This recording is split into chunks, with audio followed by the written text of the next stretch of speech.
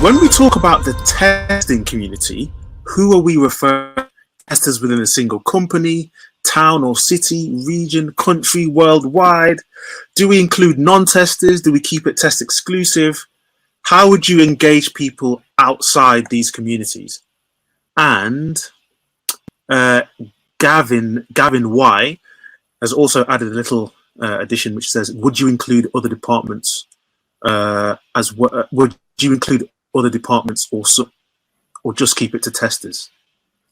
Nice question. What do you think? Well, right, that's a tough one. So, so if you mean the testing community in terms of a community of practice, I generally think of them as a workplace thing. If it's outside of work, to me, that's a meetup. And the only difference to me is who you include. The community practice generally is just the people you work with. Meetup is you include everyone else. Otherwise, they generally act the same way. You'll have a lot of interaction between people about what that community is about. Generally, there'd be like a demonstration or a presentation or a group discussion. So if it's a actual community practice, I would target it at your company.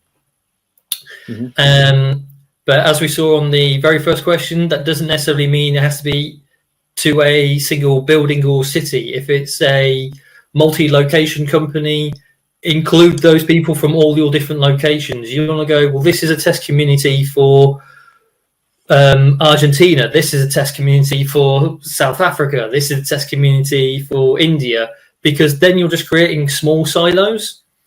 You want your testers within your community to learn and interact from each other. Then they might have it where they do discuss something interesting and then take it to a meetup. One thing I found is if someone does go to meetups and they're intending to present there, you can practice it at your test community or your community of practice at your workplace first, and then you can use that for feedback before you show out to the wider audience, and then from there potentially to a conference. So you can use it as like a pre-test, effectively. It's your alpha test. You're doing it in-house before you put out as a beta and let other people see it, and then put it large as your productionized conference submission, for example. That's a really great answer. That's a great answer.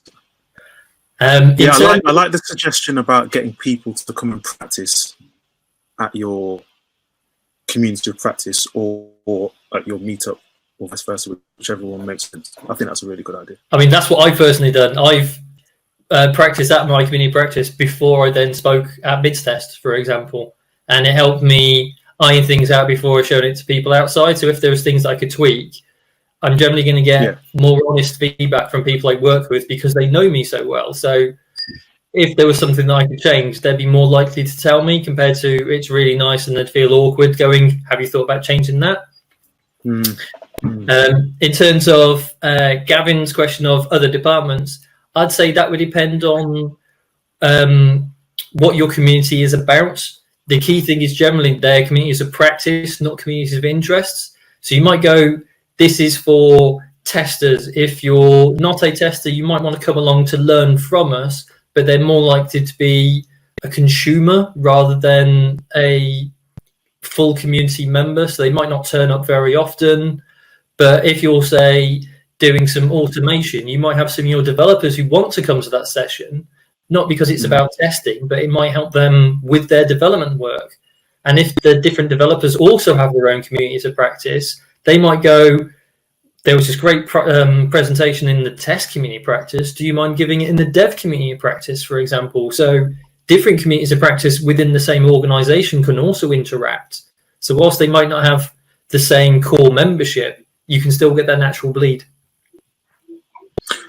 Do you think it makes a difference whether it's a community of practice about the activity of testing, or is it a community of practice about the role, the testing role?